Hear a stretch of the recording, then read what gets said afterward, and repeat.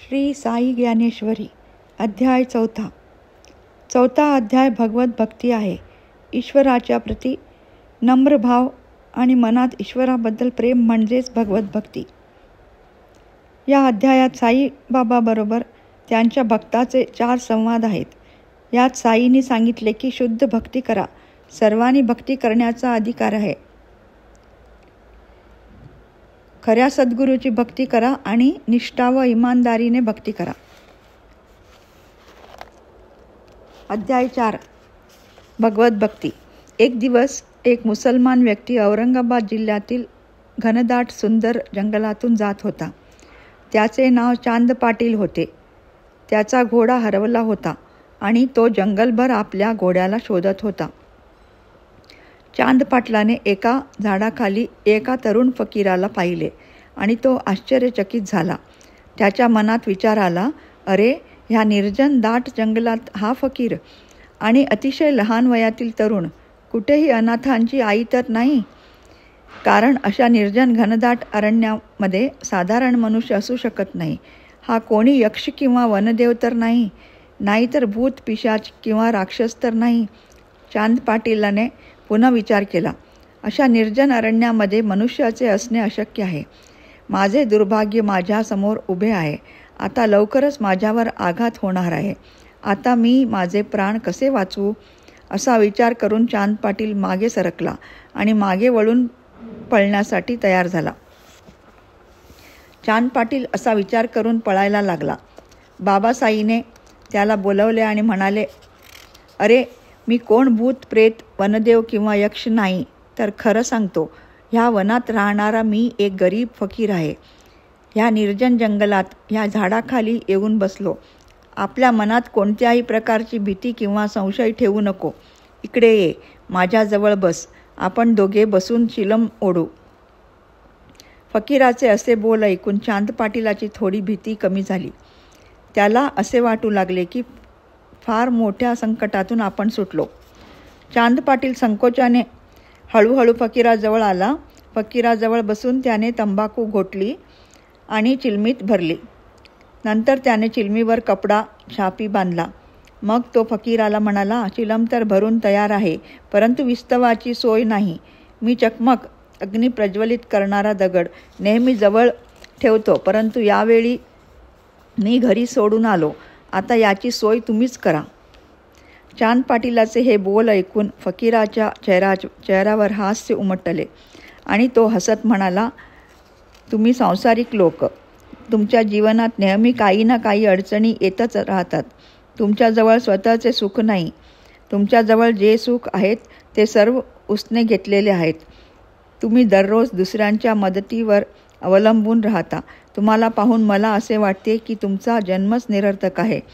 पुढे फकीर म्हणाला, अग्नीचे मूळ उत्पत्ती स्थान आणि आदी कारण उद्गमस्थान तेज सूर्य आहे, ज्याची शक्ती सर्व ब्रह्मांडात व्याप्त आहे.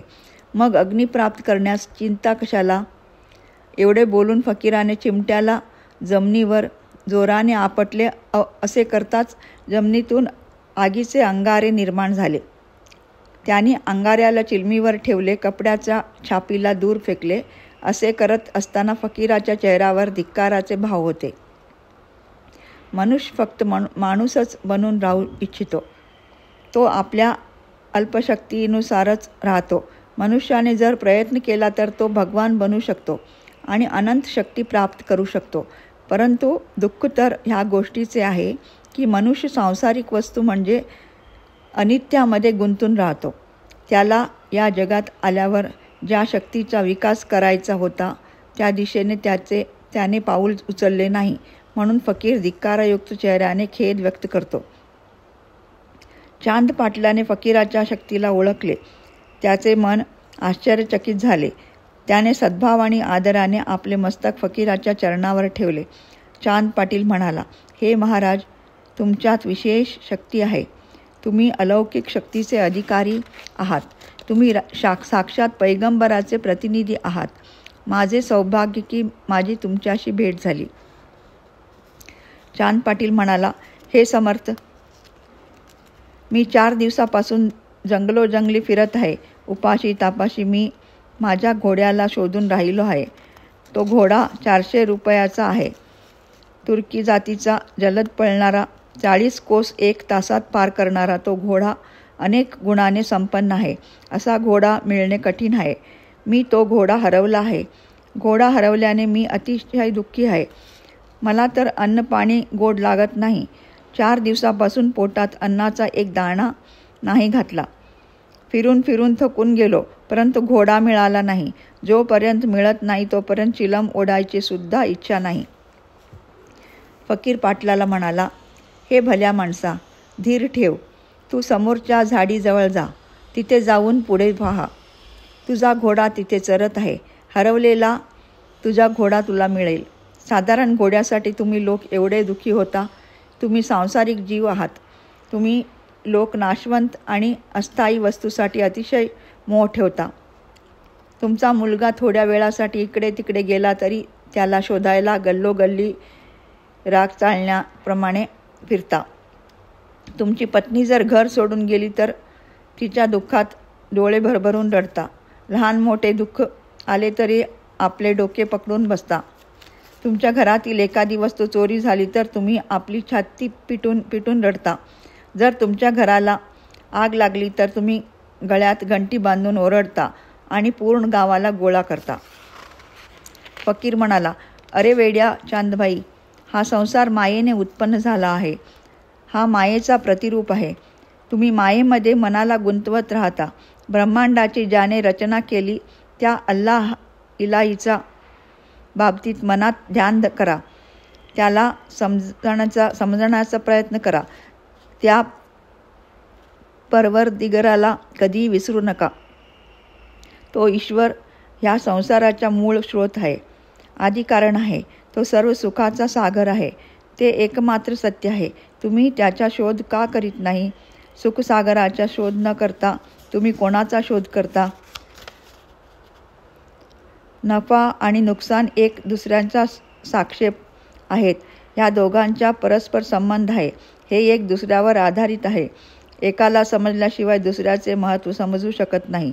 ग्रीष्म ऋतूमध्ये गरमी असते, त्यानंतर वर्षा ऋतू येतो. गरमीच्या उष्णतेनंतरच पावसाचे महत्त्व समजले जाऊ शकते. ग्रीष्म आणि वर्षा एक दुसऱ्याचे साक्षेप आहेत.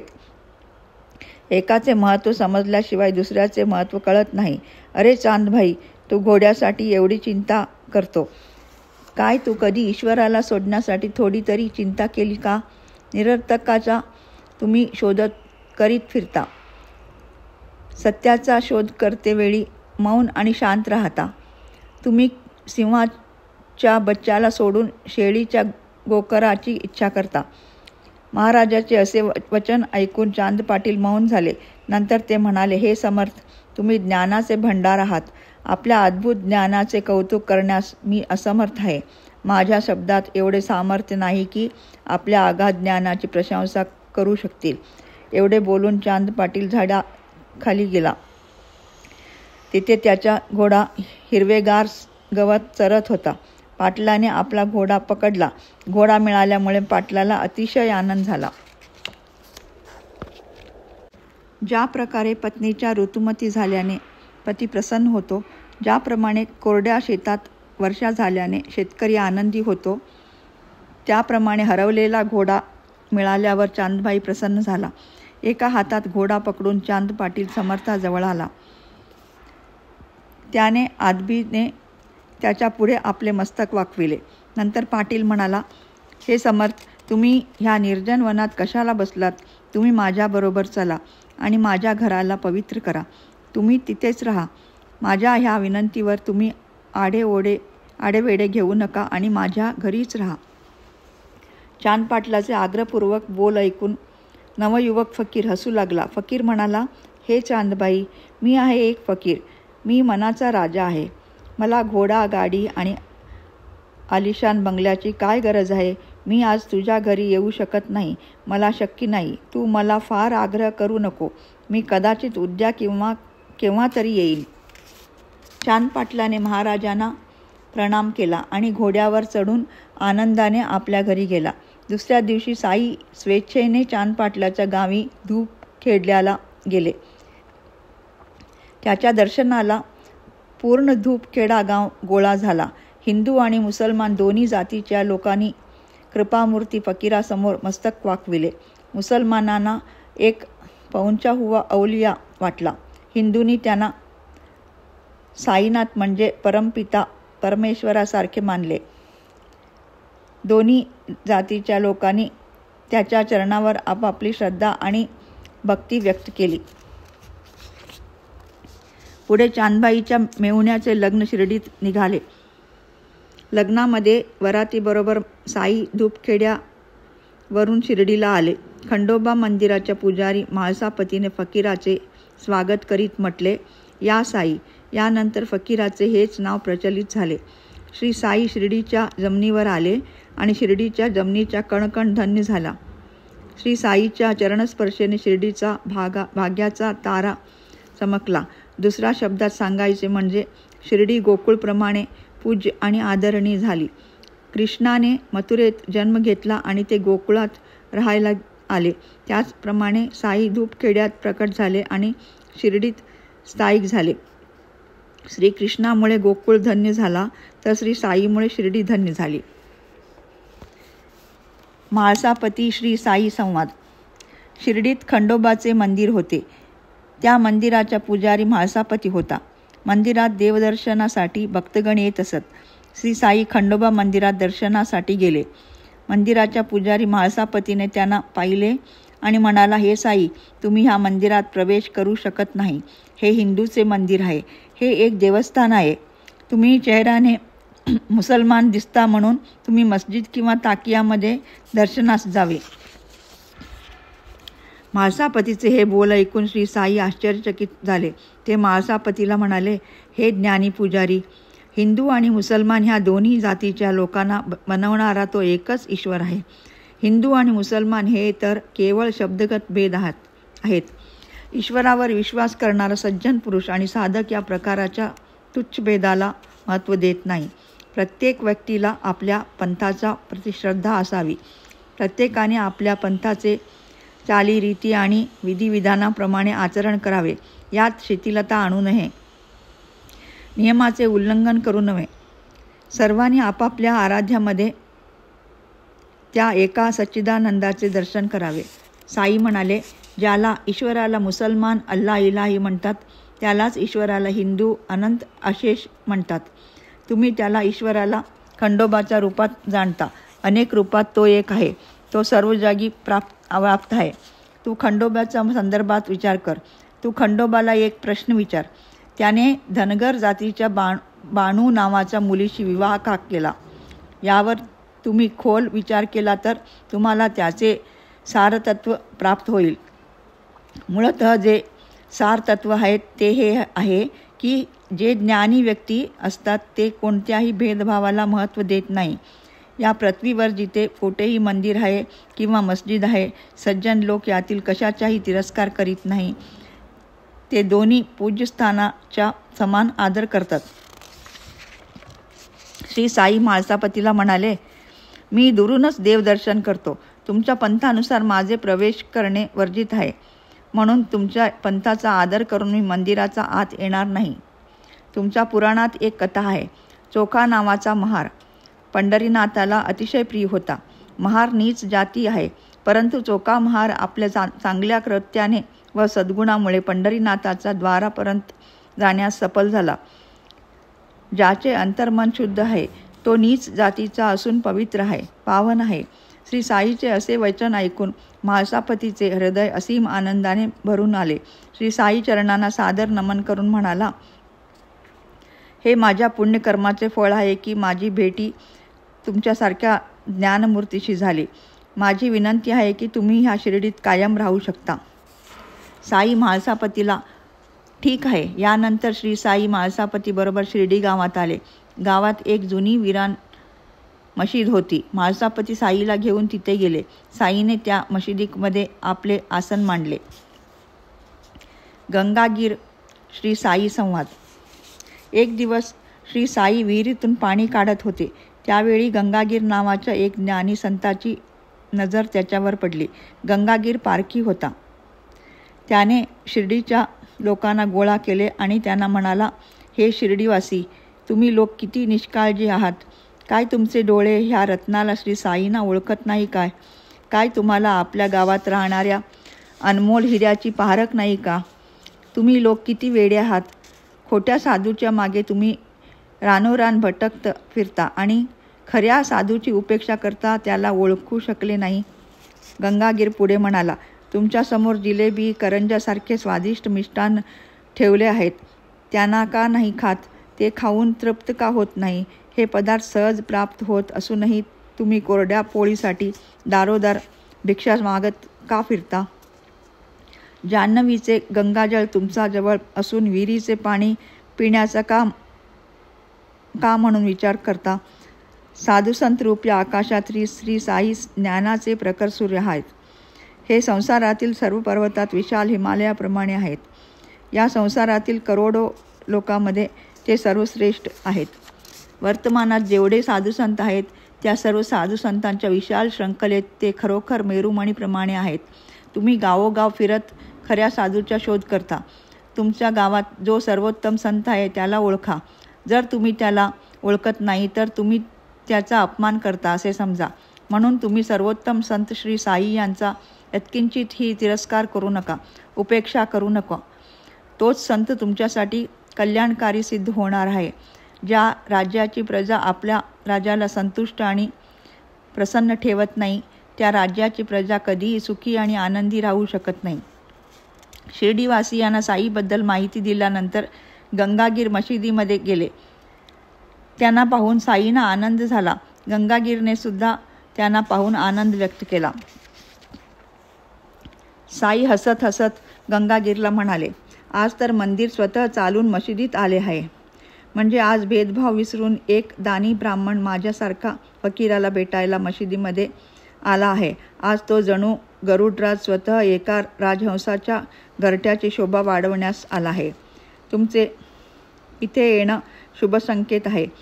तुम्ही इथे येऊन समान आचरण म्हणजे सद्भावनेचा परिचय दिला आहे. तसे पाहता तुमचे आणि आमचे घराणे एकच आहे हे सत्य आहे. तुम्ही एक ज्ञानी संत, मी एक फकीर. आपण दोघे यापूर्वी केव्हा तरी एक वैकुंठात राहिलो आहोत. ईश्वराने आपण दोघांना ह्या मृत्यूलोकात पाठविले आहे. या संसारात जो भेदभाव पसरत आहे त्याला समाप्त करण्यासाठी आणि लोकांनी सन्मार्गावर आणण्यासाठी ईश्वराने आपल्याला ह्या संसारात पाठविले आहे. श्री साईने सांगितले, मी लोकांना दूध प्यायला सांगतो. लोक माझा आवाज ऐकून माझ्याजवळ येतात. ते माझ्या डोक्यावर असलेल्या दुधाच्या घागरीला पाहतात आणि खळखळून हसायला लागतात. ते म्हणतात, बघा हा संत काय घेऊन आला. त्यातील एखादा व्यक्ती दगड उचलतो आणि घागरीला फेकून मारतो. कोणी तर हसत हसत म्हणू लागतो की हे फकीर साईनाथ, तुम्ही हा दुधाचा घडा घेऊन इथेच उभे राहा. जेव्हा माझा मृत्यू होईल तेव्हा 2-4 थेंब माझ्या तोंडात घाला. मी विनंती करून सुद्धा कोणी दूध पिण्यास तयार होत नाही. उलट ते मला म्हणतात की तुम्ही आमच्या शिंदीच्या 1-2 घोट तर पिऊन बघा. आज ह्या शिंदीचं नाव जिकडे तिकडे गाजतो आहे आणि सर्व जग ह्या शिंदीच्या मागे धावतो आहे. शिंदीचा प्यालाच आज महत्त्वपूर्ण आणि प्रसिद्ध आहे. दुधाच्या प्याल्याला कोणी तरी विचारत नाही. मी तर ह्या निराळ्या जगाचा अनोखा सोंग पाहत आहे. मला वाटते की वर्तमानात ह्या संसारातील लोक माझे बोल ऐकण्यास मागे पुढे पाहतील. तुमच्या ह्याविषयी काय अनुभव आहे? श्री साईचे हे वचन ऐकून गंगागीर म्हणाले, आज जागोजाग ताडाच्या झाडांचे दाट जंगल आहेत आणि ते दिसायलाही फार सुंदर आहेत. ह्या ताडाच्या झाडाचे शिंदी दारूच्या रूपात विकण्यासाठी गावागावात थोड्या थोड्या अंतरावर दुकाने आहेत. तिथे नेहमी गर्दी लागलेली असते. लोक शिंदीला मनमोकळे करून पित आहेत आणि त्या नशेत आपल्या अंगाला मस्तीचा रंगवत आहेत. शिंदीच्या मस्तीमध्ये ते आनंदी होऊन एवढा आवाज करतात की सारा आकाश दुमदुमून जातो. 10 दिशा ध्वनित होतात. सध्या अशा प्रकारचे वातावरण निर्माण झाले आहे आणि म्हणून अशा वेळी ईश्वराने आपल्याला आणि तुला डोक्यावर गाईच्या दुधाची घागर ठेवून पृथ्वीवर पाठवले आहे. तसेच ईश्वराने आपल्याला हा आदेश दिला आहे की लोकांना लवकरात लवकर दूध पिण्यास योग तयार करावे. श्री साई म्हणाले, माझ्या विनंतीला मान देऊन कोणी दूध ग्रहण केले परंतु त्या दुधाच्या पौष्टिक तत्वाने ते वेडे झाले.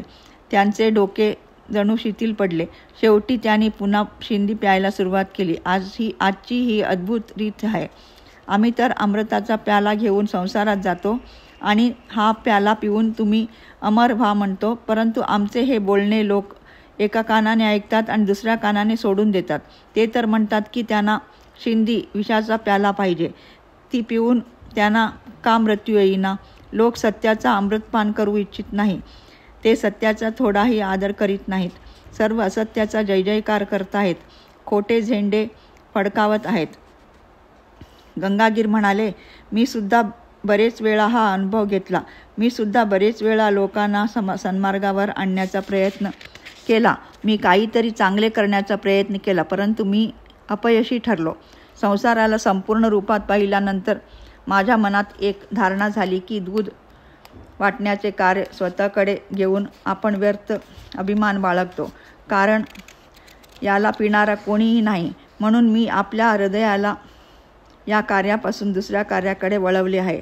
गंगागीरचे हे निराशपूर्ण बोल ऐकून साईंनी त्याचे हात आपल्या दोन्ही हातावर ठेवले आणि म्हणाले, हे पूज्य संत, आपले काम आहे संसाराचे भले करणे. म्हणून आपण शुद्ध मनाने लोककल्याण केलं पाहिजे, पतितांचा उद्धार केला पाहिजे. आपण जाणतो की हे मर्ती लोक आहेत. इथे लोक आपल्या इच्छेप्रमाणे काम करतात. ते संतांच्या मार्गदर्शनाची उपेक्षा करतात. तरीसुद्धा ईश्वराने आपल्याला ज्या कार्यासाठी पाठवले ते कार्य आपण केले पाहिजे. त्या संसारात ज्याला मारायचे असेल तो मरेल. संसार सागरात ज्यांना बुडायचे असेल तो बुडतील. इथे ज्याला जगायचे असेल तो जगेल. हे भवसागर तरुण जाण्याचा ज्याचे दृढसंकल्प आपल्या मनात केला आहे तो हे भवसागर पार करेलच. शिंदीची इच्छावाला शिंदी पिणार, दुधाची इच्छा करणारा दूध पिणार. एकदा राजमहेंद्रीमध्ये गोदावरी नदीच्या किनारी महान संत श्री वासुदेवानंद सरस्वती आले. वासुदेवानंद पुंडलिक श्री साई संवाद. एकदा राजमहेंद्रीमध्ये गोदावरी नदीच्या किनारी महान संत श्री वासुदेवानंद सरस्वती आले. त्यांचे दर्शन करण्यासाठी नांदेडहून कित्येक भक्त राजमहेंद्रीला आले. त्यात प्रसिद्ध पुंडलिकराव सुद्धा होता. त्यांनी स्वामीजीची वंदना केली, कुशल समाचार विचारले. स्वामीजींनी सुद्धा त्याच्याबद्दल सर्व माहिती विचारली. परस्पर चर्चा होत असताना शिर्डीचा विषय सहज निघाला. शिर्डीचे नाव ऐकता क्षणीच श्री वासुदेवानंदजीचे मन आनंदाने भरून आले. ते पुंडलिकरावांना म्हणाले, श्री साई मुसलमान आहेत, तरीसुद्धा ते माझे ज्येष्ठ बंधू आहेत. मी जातीने ब्राह्मण असलो तरी एक मुसलमान श्री साई माझ्या जवळचा नातलग आहे. हे पूर्वजन्मापासून आहे. हे सत्य आहे की त्या काळी सुद्धा आम्ही दोघे संत होतो. युगायुगापर्यंत हे सत्य चालत राहील. हिंदू मुसलमानामध्ये भेदभाव करणे अल्पबुद्धी आणि अज्ञान आहे. वासुदेवानंदजी म्हणाले, काय ब्राह्मणाला 3 कान असतात आणि मुसलमानाला 3.5 कान असतात काय? जातीमध्ये भेद करणे दोषपूर्ण आहे, कारण दोघांच्या हृदयामध्ये जी प्राणधारा आहे ती एक आहे. हे पुंडलिकराव, मी तुला जे सांगतो आहे ते सत्य आहे. याला आश्चर्यपूर्ण नजरेने किंवा शंकेने बघू नको. श्री साईनाथ महाराज साक्षात दिव्य संत आहेत आणि माझे ज्येष्ठ बंधू आहेत. हे पुंडलिकराव, तू केव्हा तरी श्री साईनाथ महाराजाचे दर्शन करण्यास शिर्डीला गेला का? जर गेला नसशील तर लवकरच दर्शनाला जा. स्वामी वासुदेवानंदजी पुंडलिकरावांना म्हणाले, माझी एक गोष्ट ऐक. तू लवकरात लवकर जाऊन श्री साईचे दर्शन घे. 1 महिन्याचा आत जा, चुकू नको, उशीर करू नको. तू तिथे जाशील तेव्हा हा नारळ सन्मानाने त्यांना भेट कर आणि माझ्याकडून आदराने प्रणाम कर. खरं पाहता मी एक स्वामी आहे आणि परंपरागत रीतीप्रमाणे आम्ही स्वामी कोणाला प्रणाम करीत नाही किंवा वंदन करीत नाही. परंतु श्री साईच्या पुढे आमच्या हा परंपरेचा आणि रीतीचा काही उपयोग नाही. त्याच्या पुढे आमचे सर्व बंधन महत्त्वहीन आहेत. श्री साई एक फकीर आहेत, मी एक संन्यासी आहे. त्याच्या पुढे कर्म अकर्म, रीती बंधन, करणीय आकरणीय इत्यादीची कोणताही प्रश्नच निर्माण होत नाही. सूर्यापुढे शुद्ध अशुद्ध काय? तो तर अशुद्धालाही शुद्ध करण्याची क्षमता ठेवतो. पुंडलिकरावाने स्वामीजीला वचन दिले आणि म्हणाले, मी या महिन्यात श्री साईचे दर्शन करेन. त्यांनी स्वामीजीकडून नारळ घेतला आणि म्हणाले, हा आदराने मी साईला भेट करेन. आणि 1 महिन्याच्या आत पुंडलिकराव आपल्या मित्राबरोबर शिर्डीला गेला. कोपरगावला जाणाऱ्या गाडीला निघण्यास बराच वेळ होता. सर्वांना भूक लागली होती, म्हणून नाश्ता करायला सर्व ओढ्याकडे गेले आणि नाश्ता करायला बसले. त्याच्याजवळ फराळासाठी चिवडा होता. पोह्याचे गाठोडे सोडले आणि सर्वजण चिवडा खाऊ लागले. चिवडा अतिशय तिखट होता, म्हणून त्यांनी ओला नारळ फोडून खायला घेतला. पुंडलिकराव हे विसरले होते की तो नारळ श्री साईंना भेट म्हणून द्यायचा आहे. त्यांनी त्याला फोडून खाल्ला होता. ते सर्व दुपारी शिर्डीत पोचले आणि सर्वजण साईचे दर्शन करण्यासाठी मशिदीकडे गेले. पुंडलिकरावांनी जसे साईचे दर्शन घेतले तेव्हा श्री साई त्याला म्हणाले, तू एक चांगला गृहस्थ आहेस आणि चांगला गृहस्थ व्यवहारात सुद्धा प्रामाणिक असतो. त्याचे देणं घेणं अतिशय नेटके असते. माझ्या मित्राने तुला जो नारळ दिला तो मला कोणताही उशीर न करता दे. माझ्या भावाने पाठवलेला नारळाला घेण्यासाठी माझे हृदय अत्यंत उत्सुक आहे, परंतु तो नारळ तू मला कसा देणार? त्याला तर तुम्ही चिवड्याबरोबर खाल्ला. खातेवेळी तुम्ही हे विसरलात की ही दुसऱ्यांची भेट वस्तू संपत्ती आहे आणि ती त्याला द्यायची आहे. माझ्यासाठी तो नारळ अनमोल संपत्ती होती, परंतु तू त्याची काळजी केली नाही. तू आपल्या दुष्टमित्राच्या वाईट संगतीमुळे माझ्या अनमोल खजाना लुटवला. श्री साई समर्थाचे हे वचन ऐकून पुंडलिकराव आश्चर्यचकित झाले. ते साई चरणावर पडले.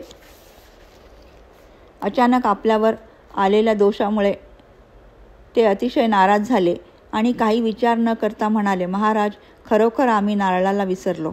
आम्हाला भूक लागली होती आणि तिखट चिवडा असल्यामुळे त्यात नारळ फोडून आम्ही मिसळला. खरे पाहता ही माझी मोठी चूक आहे. मी अपराधी आहे. तुम्ही मला क्षमा करा.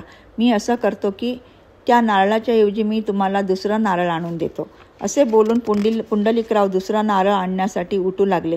तेव्हा साईंनी त्यांचे हात पकडून त्याला बसवले आणि हसून म्हणाले, पुंडलिकराव, दुसरा नारळ आणायची गरज नाही. वासुदेवानंदजीने जो नारळ दिला होता तो अनमोल होता. दुसरा नारळ त्याची बरोबरी करू शकत नाही. गोदावरीच्या पवित्र जलाची किंमत अनमोल आहे. त्याची बरोबरी विहिरीच्या पाण्याला येऊ शकत नाही. जी चूक झाली ती झाली. तू माझा मुलगा आहेस. मी कोणावर रागावू? टेलिग्राफ आणि वायरलेसमुळे दुसऱ्या ठिकाणी शीघ्र संदेश पाठवला जाऊ शकतो. हे खरोखर आश्चर्यजनक आहे. परंतु एका संताने दुसऱ्या संताला सन्मानार्थ नारळ दिला याची तत्क्षणी माहिती श्री साईंना झाली.